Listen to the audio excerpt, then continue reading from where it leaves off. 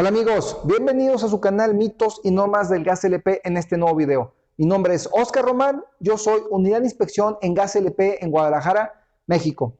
El día de hoy quiero hablarte de un pequeño dispositivo que seguramente has visto en más de alguna instalación y no sabes para qué es, o quizás sepas para qué es y no entiendas cuál es la importancia de la lectura que te otorga. Me refiero a los manómetros y específicamente manómetros en instalaciones de Gas LP. Te recuerdo que tanto manómetros como otras partes para gas LP las tengo disponibles para su venta y embarque a cualquier parte del país cuando tú así lo requieras. Comencemos. Desde lo más básico, ¿qué es un manómetro? Un manómetro es un instrumento de medición. ¿Y qué mide un manómetro? Un manómetro mide la presión del gas LP contenido en tuberías y en tanques. Esta presentación no es la enciclopedia británica de los manómetros, es una presentación únicamente de aplicaciones de manómetros en instalaciones de gas LP. Si tú quieres más información sobre la historia de los manómetros, todos los tipos de manómetros, toda la teoría de los manómetros, te recomiendo esa liga que está abajo. ¿Qué es la presión? La presión es una unidad de fuerza aplicada en una superficie determinada. Y esto a lo mejor se escucha muy rimbombante, pero te lo voy a poner como un ejemplo. Imagínate que tienes una lata de coca de 355 mililitros. Esa lata de coca la voy a poner sobre un recipiente de plástico vacío, que a su vez lo voy a poner sobre mi mano. Si esta lata de coca pesara, digamos, 375 gramos y el recipiente de plástico tiene un área, digamos, de 10 centímetros cuadrados, pues no voy a sentir mayor incomodidad sobre mi mano con esta lata ahí. Pero ¿qué pasaría si en lugar del contenedor de plástico lo cambio por un marcador de tinta permanente que tiene un área, me voy a inventar algo,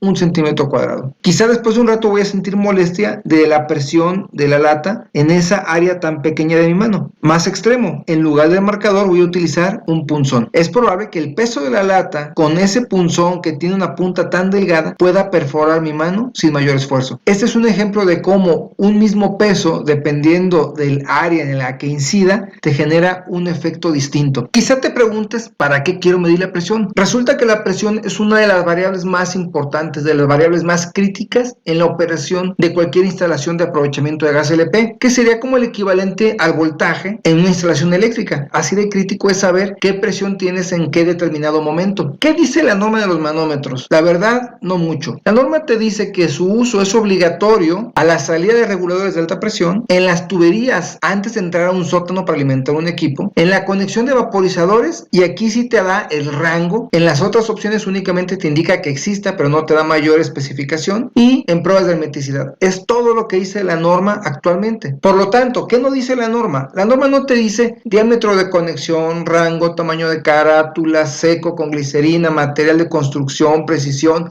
si requiere certificado de calibración, qué rango. No hay nada de esos detalles. Por lo tanto, hago este video en el cual te voy a dar información pensada exclusivamente en instalaciones de gas LP. ¿Y por qué repito esto? Porque mucha gente me podrá decir, no, es que yo he visto un manómetro conectado en una compresora así, no, es que el sistema hidráulico tiene otro manómetro. Esto está pensado en gas LP, que es de lo que yo sé, y esta información va a estar basada en mi experiencia y criterio. ¿Dónde se instalan los manómetros? Donde la norma te lo indica, donde el fabricante del equipo te lo indique y donde te sea útil medir. Es importante que te asegures que el manómetro que vas a usar es apto para gas LP. Cada fabricante te especifica qué modelo es apto para gas o para algún otro fluido. Un ejemplo, una instalación doméstica. Una instalación doméstica típicamente de tapa única en baja presión. Aquí podemos poner un manómetro a la salida de una válvula general, si es que la tienes, o quizá ya llegando el equipo. La realidad es que aquí no es obligatorio y es muy raro que aquí se instalen. Me ha tocado verlos en instalaciones domésticas, por ejemplo, cuando tienen un calentador de agua grande para una alberca, que el fabricante te exige que tengas un manómetro a la entrada. En una instalación comercial, industrial o de servicios ya se pone más interesante la cosa. Aquí puedo tener múltiples manómetros a lo largo de toda la instalación, comenzando por el tanque, que aquí es obligatorio cuando tienes tanques de más de 5,000 litros. En los tanques de menos de 5,000 no es obligatorio, pero no está prohibido. Los que sí son obligatorios son estos, los que están a la salida del regulador de alta presión, ya sea en su cuerpo o a la salida. También lo puedes poner a la salida de la válvula general y, muy útil, a la entrada y a la salida del regulador o de los reguladores de segunda etapa. tapa. Aquí es totalmente recomendable el uso de los manómetros porque es la única manera que sepas qué está pasando adentro de los tubos. Veamos algunos ejemplos. Este es un manómetro conectado a un tanque de 5,000 litros. Este es un manómetro a un regulador de alta presión, a su cuerpo directamente. Este es un manómetro a la salida de un regulador de alta presión, a la salida de una válvula general, y este es un manómetro a la entrada y a la salida de un regulador de baja presión de segunda etapa. Ahora, ¿qué pasa en un sótano? Aquí la norma me marca que es obligatorio que tenga un manómetro antes de entrar al sótano. No me da mayor detalle, solamente me lo pide que lo tenga. ¿Qué pasaría en una instalación industrial ya con un vaporizador? Aquí la norma me obliga a que tenga manómetros a la entrada y a la salida del vaporizador y también a la salida del regulador de alta presión, y recomendables a la entrada y a la salida de los reguladores de segunda etapa, como este ejemplo. Aquí puedes ver en primer plano el manómetro a la salida del vaporizador y el más pequeño abajo, que es la entrada de líquido al vaporizador. Ahora veamos los diferentes tipos de manómetros por su tecnología. Los más comunes, los que más vas a ver, los analógicos, aunque también tenemos sus contrapartes digitales. Por su relleno, esto es importante. El manómetro más económico que vas a encontrar son los rellenos de aire, los secos, pero también tenemos manómetros de glicerina, que aquí te muestro una foto con más detalle, más grande, para que veas cómo se ve la glicerina dentro del manómetro. ¿Para qué me sirve la glicerina? De entrada, la glicerina sirve para amortiguar la vibración cuando los manómetros están en una compresora o en un motor o en un equipo sujeto a vibración. Para que el manómetro no se dañe, se le pone glicerina. En el caso de las instalaciones de gas LP, la glicerina me sirve para otra cosa, que es para que me dure más el manómetro, sobre todo la intemperie. ¿Por qué? Ve estas fotos de los manómetros, uno el seco y el otro con glicerina. El seco sin sellar y el que tiene glicerina sellado. Y podrás ver ese hueco que está en la conexión. Por ese hueco, si está el manómetro en la intemperie, se mete humedad, se meten bichos, se mete tierra. ¿Y qué pasa con unos años, quizá un par de años de este manómetro al sol? Ya no se ve. Quedan así de dañados con un par de años al sol. Por eso yo recomiendo manómetros de glicerina a la intemperie. Otra especificación crítica de los manómetros es su rango de operación. ¿Por qué? Porque si tú te equivocas en el rango de operación de un manómetro, o lo puedes dañar o no te va a medir nada. Déjame mostrarte primero los de baja presión, siendo el que está de tu lado izquierdo, el que tiene rango de 0 a 35, el más común de los de baja presión, y estos van obligatoriamente después de un regulador de segunda etapa como ese de la foto, que usualmente nos entregan 11 pulgadas de columna de agua, que equivalen a los famosos 27.94 gramos sobre centímetro cuadrado. El otro manómetro, que está de 0 a 60 de tu lado derecho, no es tan común en instalaciones de gas, pero también existen, y existen muchos más, existen muchos rangos, existen mucha variedad de manómetros. Estos son únicamente de los más típicos. Estas rayas en rojo te muestran dónde debería estar la lectura cuando tenemos reguladores de baja presión a 11 pulgadas de columna de agua. Es muy importante que te fijes en estos cuadritos en rojo, que son ajustes de precisión para este tipo de manómetros. Ahí puedes ver ese tornillito en cruz con el más menos, es para hacer ajustes de presión en estos manómetros que son